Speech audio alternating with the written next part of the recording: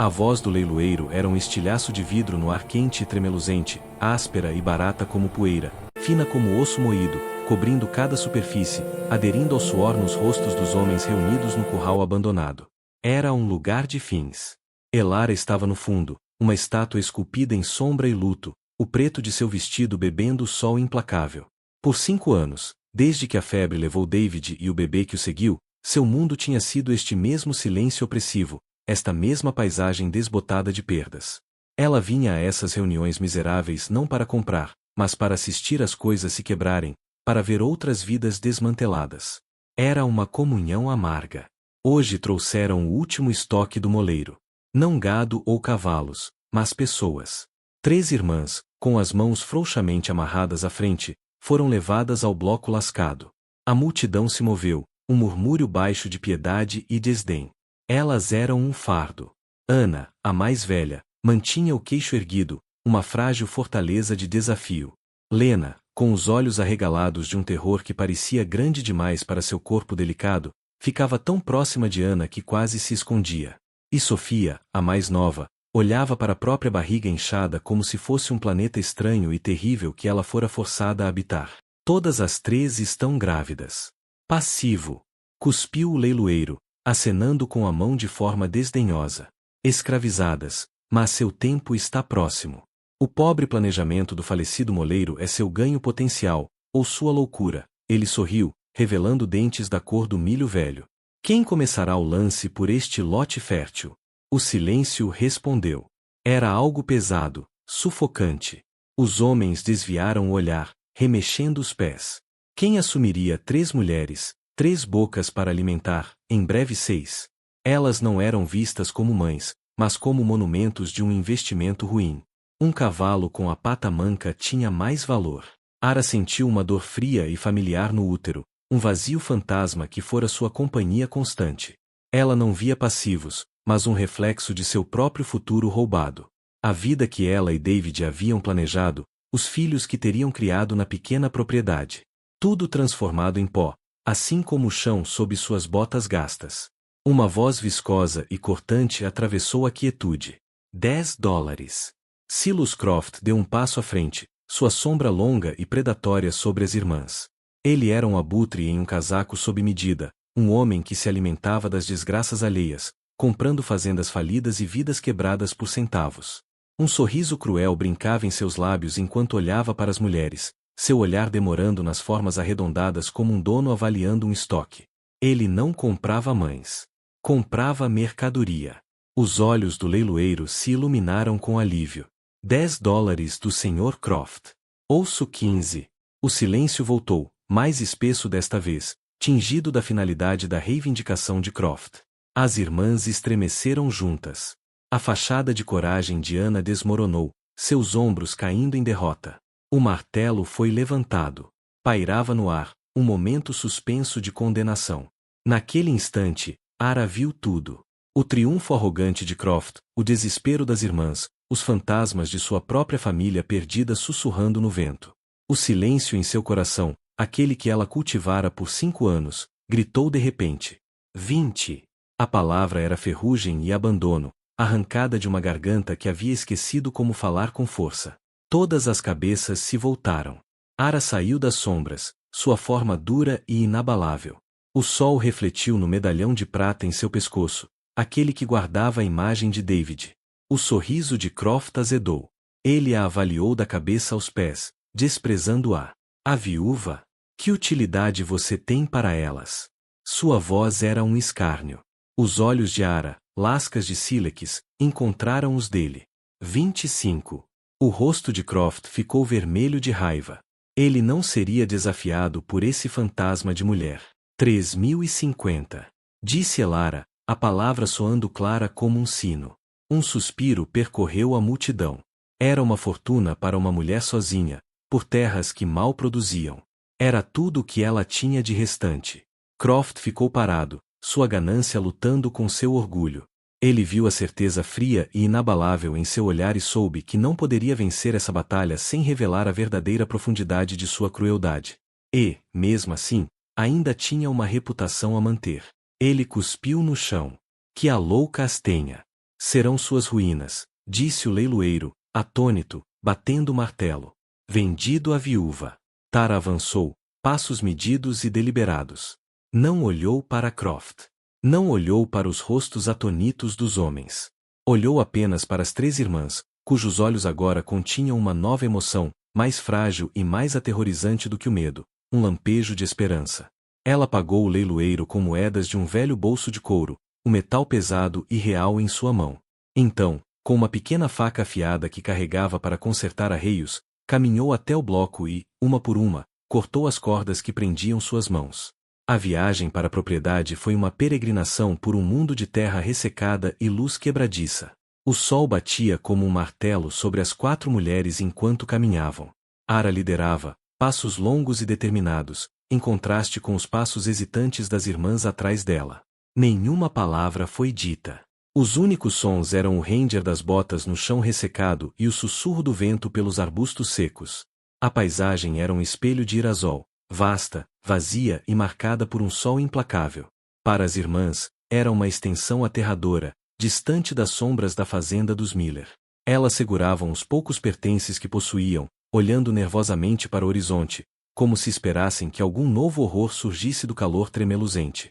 Após 2 horas que pareceram uma eternidade, a propriedade apareceu, uma forma baixa encolhida contra a vastidão. Era uma pequena cabana robusta de troncos, testemunho do trabalho das mãos de David, ladeada por um celeiro e um curral cercado. O lugar estava impecavelmente limpo, obsessivamente ordenado, mas com uma organização estéril. Não havia galinhas soltas ciscando no quintal, nem roupa dançando ao vento, nenhum sinal do pulsar desordenado e vibrante da vida. Era um lar suspenso no âmbar do luto. Ara abriu a porta da cabana, revelando um único cômodo, sombreado e fresco. Uma lareira de pedra dominava metade de uma parede, fria e negra. Uma mesa robusta com 2 cadeiras ficava no centro. Uma cama bem arrumada ocupava um canto. Aqui, disse, voz firme, apontando para um espaço separado atrás de uma cortina grossa. Vocês dormirão aqui. Apontou para o fogão, a despensa. A comida é de vocês. O poço é do lado de fora. Não desperdicem a água.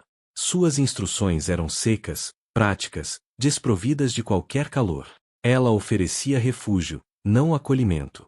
As irmãs se encolheram juntas no canto designado, uma pequena ilha de medo compartilhado no oceano da solidão de Ara.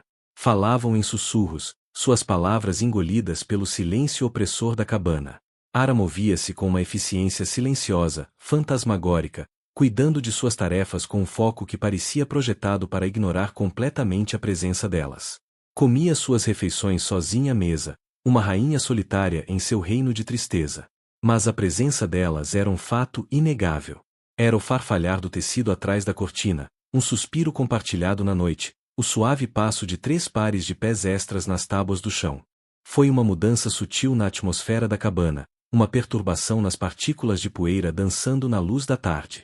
Ara se pegou ouvindo, contra sua vontade, o ritmo da respiração delas enquanto dormiam. Alguns dias depois, Lena, a mais nova, estava tirando água do poço quando o calor a dominou.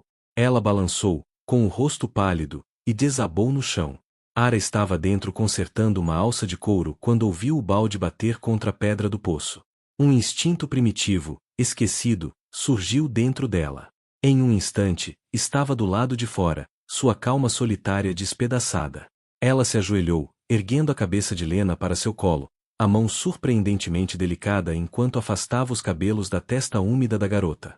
Ana e Sofia correram para fora, com o rosto transformado em máscaras de pânico. Ara olhou para elas, e pela primeira vez, elas viram uma fissura em sua fachada endurecida. Não viram uma guardiã fria, mas uma mulher abalada por um medo profundo e enterrado. Tragam um pano úmido, ordenou, mas a dureza desapareceu, substituída por uma urgência crua. Rapidamente, enquanto Ana pressionava o pano frio no rosto da irmã, Elara segurava Lena, um peso frágil em seus braços, sentindo os tremores de uma vida que não era sua, uma vulnerabilidade que custará uma fortuna para proteger. O silêncio de seu mundo havia sido quebrado, não por uma palavra, mas por uma quase queda, um momento compartilhado de terror que uniu as 4 sob o sol implacável. A vida na propriedade começou a encontrar um novo ritmo frágil.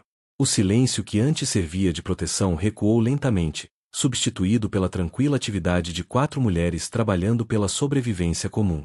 As irmãs, percebendo a mudança que ocorrerá junto ao poço, começaram a emergir de sua concha de medo. Começaram pequenas tarefas, varrendo a varanda sem serem solicitadas, arrancando as ervas daninhas mais teimosas da horta ressecada. Seus movimentos eram hesitantes no início, mas logo cresceram em confiança. Aras observava à distância, a expressão indecifrável. Dava instruções da mesma forma direta e econômica, mas as próprias lições eram uma forma de comunhão. Ela mostrou a Ana como limpar corretamente o cano da velha espingarda, sua mão cobrindo brevemente a da jovem para ajustar a empunhadura. Ensinou a Sofia quais ervas do deserto eram seguras para chá e quais eram veneno. Seus dedos se tocavam ao separar as folhas secas. Trabalhou com Lena para reparar uma seção caída da cerca do curral. O ritmo das batidas dos martelos formava uma estranha nova música no ar silencioso. Não eram gestos de afeto, mas de necessidade. Ainda assim, nesta terra árida, a necessidade era sua própria forma de intimidade. A propriedade começou a se transformar. Uma linha de roupas lavadas, pequenos concertos e vestidos remendados, balançava na brisa, um estandarte de domesticidade desafiadora. O cheiro de pão assando, grosso e arenoso, às vezes preenchia a cabana, em nítido contraste com o cheiro estéril de poeira e fumaça de madeira que havia permanecido por anos. Numa noite, enquanto o céu tingia-se de roxo e uma tempestade rara se formava no horizonte, as 4 estavam dentro, o vento uivando ao redor do beiral da cabana. A lareira, agora um ritual noturno, crepitava e estalava, projetando sombras dançantes nas paredes. A tensão da tempestade parecia infiltrar-se na sala, um silêncio pesado e expectante. Foi Sofia, a mais quieta das 3, quem quebrou o silêncio. Começou a murmurar uma melodia baixa e doce, ao mesmo tempo triste e esperançosa. Era uma canção de ninar de um lugar que haviam perdido, um fio sonoro tecendo uma tapeçaria de memória e saudade no espaço pequeno e acolhedor. Ana e Lena juntaram-se, suas vozes formando suaves harmonias que envolviam a melodia de Sofia. Cantaram por seu lar perdido, por seu futuro incerto, pelas pequenas vidas adormecidas dentro delas. Ara sentou-se perfeitamente imóvel na cadeira junto à lareira, de costas para elas. Suas mãos estavam fechadas no colo, os nós dos dedos brancos. Não se virou. Não falou. Não se juntou à canção. Mas também não a interrompeu. Uma única lágrima traçou um caminho através da poeira em sua face, brilhando à luz do fogo antes de cair silenciosamente sobre o tecido escuro de seu vestido. Ela não era mais apenas uma guardiã. Ela era uma testemunha. Nas noites seguintes, deitava-se acordada, ouvindo as conversas sussurradas por trás da cortina. Falavam da crueldade da fazenda Miller, do medo de serem separadas, da esperança de que seus filhos conhecessem uma vida diferente. Ara aprendeu suas histórias em fragmentos, montando uma narrativa de trauma profundo e resiliência ainda mais profunda. E ao ouvir, sentiu as grossas paredes que erguera ao redor do próprio coração começarem a desmoronar, pedra por dolorosa pedra. O cachorro, um vira-lata sem nome a quem dava restos de comida, começou a latir para o horizonte leste nas manhãs. Um som baixo e ansioso, dirigido a nada visível. Uma leve nuvem de poeira, um borrão distante contra o céu azul surgia e desaparecia. Os sinais estavam lá. Uma tempestade se aproximava, mas não seria de vento e chuva. No dia em que Silas Croft chegou, o ar estava parado e pesado, prendendo a respiração. O cachorro sem nome, geralmente silencioso, soltou um único latido agudo antes de se encolher sob a varanda, choramingando.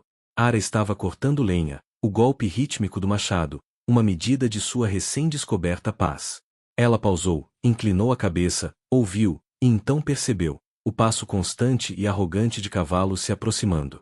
Depositou o machado com cuidado e enxugou as mãos no vestido. Dentro da cabana, as irmãs congelaram, o som era um prenúncio de um passado que julgavam ter escapado. Ana pegou um pesado ferro da lareira, o rosto pálido, mas determinado. Lena e Sofia se encolheram juntas, mãos protetoras sobre suas barrigas. Ara deu um passo para a varanda, sua pequena silhueta recortada contra o interior escuro da cabana. Ela esperou. Croft segurava seu cavalo a alguns metros da casa, flanqueado por 2 homens de rosto duro, mãos próximas às pistolas no quadril. Observou a propriedade, um olhar de divertimento e desprezo no rosto. A linha de roupas, o jardim cuidado, tudo era uma afronta à sua noção de ordem. Viúva! Chamou, a voz escorregadia de falsa cortesia. Vim corrigir um erro. Bilara permaneceu em silêncio, sua imobilidade um desafio. Os olhos fixos nele. 2 pontos de luz fria e dura. Uma mulher viúva em leilão não tem peso legal, ele mentiu suavemente. Eu tinha um direito prévio sobre a servidão delas, uma dívida do falecido moleiro. Essas garotas e o que carregam são minha propriedade, disse a palavra propriedade com finalização arrogante, como se fosse uma lei da natureza inegável. A voz de Ara, quando veio, estava perigosamente baixa. Elas não estão à venda. Croft riu, um som seco e áspero. Tudo tem um preço, velha. Agora mande-a sair. Podemos fazer isso pacificamente ou à minha maneira, acenou para os homens, um comando silencioso. Um deles desmontou, botas rangendo na terra seca ao caminhar até a varanda. Estava na metade do caminho quando desapareceu dentro da cabana. Ela reapareceu momentos depois, e já não era apenas uma viúva enlutada. Em suas mãos, segurava o rifle de David. Não o ergueu em pânico. Segurava com familiaridade, com habilidade prática. O cabo gasto encaixava perfeitamente em seu ombro. A transformação foi absoluta. Os 5 anos de solidão, sobrevivendo sozinha nesta terra implacável, a haviam moldado em algo que Croft e seus homens não poderiam jamais compreender. Eles viam apenas uma mulher de vestido preto. Não viam a predadora cujo território acabavam de invadir. Saiam da minha terra, disse ela, a voz desprovida de medo. O homem hesitou, um lampejo de incerteza em seus olhos. Olhou para Croft, que esboçou um sorriso de desprezo. Ela está blefando. Peguem as garotas. O homem avançou mais um passo. Um estrondo ensurdecedor ecoou pelo quintal. A bala levantou uma nuvem de poeira a poucos centímetros de sua bota. Ele gritou e recuou rapidamente. O rosto de Croft contorceu-se em uma máscara de fúria. Sua tola! Rugiu, sacando sua própria pistola. Peguem-na! O mundo explodiu em movimento. Ara disparou novamente, não contra Croft, mas contra a viga de sustentação da varanda acima de sua cabeça. Estilhaços choveram, fazendo seu cavalo empinar em pânico. Ela aproveitou o momento para se abaixar atrás dos grossos troncos da parede da cabana, recarregando com uma eficiência calma e aterrorizante. Os 2 homens contratados, recuperando a coragem, avançaram disparando descontroladamente. Balas lascavam a madeira ao redor dela. Dentro, Ana cravou a pesada mesa contra a porta, criando uma barricada. Ela, Lena e Sofia se agacharam, seus mundos reduzidos ao som de tiros e estilhaços. Nesse terror compartilhado, elas ofereceram uma prece pela mulher do lado de fora. Ara era um fantasma, usando os ângulos de sua própria casa como arma. Disparou de uma janela e depois de trás do poço de pedra. Seus tiros precisos e intencionais. Não tentava matá-los. Tentava quebrá-los. Um homem gritou quando uma bala atravessou a carne do seu braço. O outro recuou ao ter sua pistola atingida, dedos dormentes e ardendo. Croft, com o rosto um amontoado de raiva e incredulidade, finalmente avançou contra a cabana. Explodiu na varanda, com a intenção de chutar a porta. Ara o enfrentou. Ela não atirou. Balanceou o pesado rifle como um porrete, o cano de aço acertando sua mandíbula com um estalo horrível. Ele cambaleou para trás, cuspindo sangue e um dente quebrado, os olhos arregalados de choque. Esperava uma vítima. Encontrou uma guerreira. Derrotado, sangrando e completamente humilhado, ele cambaleou de volta para o cavalo. Seus homens, um segurando o braço ferido, o outro a mão latejante, o seguiram. Silas Croft olhou uma última vez para a mulher na varanda, uma guardiã silenciosa e formidável, enquadrada pela casa que defendia. Não havia triunfo em seus olhos, apenas uma promessa fria e firme. Ele deu meia volta no cavalo e fugiu, deixando para trás apenas uma nuvem de poeira e o silêncio retumbante da vitória. O eco do último tiro desapareceu, deixando um silêncio mais profundo do que qualquer outro antes. A poeira, levantada pela fuga apavorada dos cavalos de Croft, lentamente voltou a assentar sobre a terra, um véu dourado sob o sol da tarde. Ara permaneceu na varanda, o pesado rifle ainda quente em suas mãos. Os nós dos dedos estavam machucados. Uma linha fina de sangue escorria de um corte na têmpora, mas sua postura permanecia firme. Ela observou a nuvem de poeira de seus inimigos desaparecer no horizonte, certificando-se de que estavam realmente longe. Devagar, a porta da cabana rangeu e se abriu. Ana surgiu primeiro, os olhos arregalados, o ferro da lareira ainda na mão. Viu Ara, viu o sangue e correu para ela. Lena e Sofia seguiram, rostos molhados de lágrimas, mas marcados por uma nova e feroz admiração. Sem uma palavra, Ana tirou um pano limpo do bolso e delicadamente passou sobre o corte na têmpora de Ara. Um gesto simples e íntimo, que dizia mais do que palavras poderiam. Era uma unção. Naquele momento, a última parede entre elas desmoronou em poeira. Ara permitiu o toque, seus ombros rígidos relaxando pela primeira vez. Olhou para o rosto determinado de Ana, para o alívio trêmulo de Lena e para a gratidão silenciosa de Sofia. Ela não viu mais fardos, mas sua guarnição. Elas enfrentaram a tempestade juntas e mantiveram a linha. Naquela noite, não comeram em turnos nem em silêncio. Sentaram-se juntas à mesa, às 4, a cadeira vazia que há muito era um santuário para a memória de David agora simplesmente parte do círculo. A refeição era simples, mas parecia um banquete. A casa não era mais um túmulo de memórias. Era uma fortaleza consagrada pela coragem compartilhada. A vida retomou, mas irrevogavelmente transformada. O propósito silencioso do trabalho agora carregava um fio de alegria. Elas não estavam mais apenas sobrevivendo. Estavam construindo. A primeira neve do inverno cobriu a terra árida com um manto branco, suave e indulgente. E com a mudança das estações veio nova vida. Lena foi a primeira, um menino de cabelo escuro e um choro surpreendentemente alto, enchendo a pequena cabana com um som que não se ouvia há anos. Depois veio a filha de Ana, pequena e quieta, com os olhos vigilantes da mãe. Finalmente, Sofia deu à luz um filho, quando a primeira primavera começou a derreter a neve. A cabana, antes um recipiente de silêncio e luto, agora transbordava com a música caótica e bela da vida. Os choros, os gorjeios, as suaves canções de ninar cantadas pelas 3 novas mães tornaram-se o coração pulsante da propriedade. Ara tornou-se o eixo em torno do qual esse novo mundo girava. Ela não era mais um fantasma, assombrando as bordas de sua própria vida. Era uma matriarca. Segurava os bebês com uma ternura que a surpreendia até a si mesma. A dor em seus braços finalmente se completava. Ela ensinava as irmãs como enrolar os bebês, como acalmar, como enxergar o futuro em pequenos rostos adormecidos. O luto pelo que perderá não desapareceu, mas já não era um vazio absoluto. Tornou-se parte de uma história maior, uma pedra fundamental sobre a qual essa nova e inesperada família foi construída. Os anos passaram. Os bebês tornaram-se crianças, suas risadas afastando as últimas sombras dos cantos da cabana. Chamavam-na de Miller, suas pequenas mãos frequentemente encontrando as dela. Numa tarde ensolarada, Ara sentou-se no degrau da varanda, esculpindo um pequeno pássaro de madeira, a faca movendo-se com habilidade praticada. David lhe ensinara isso há muito tempo. Por anos, o hobby foi um lembrete doloroso.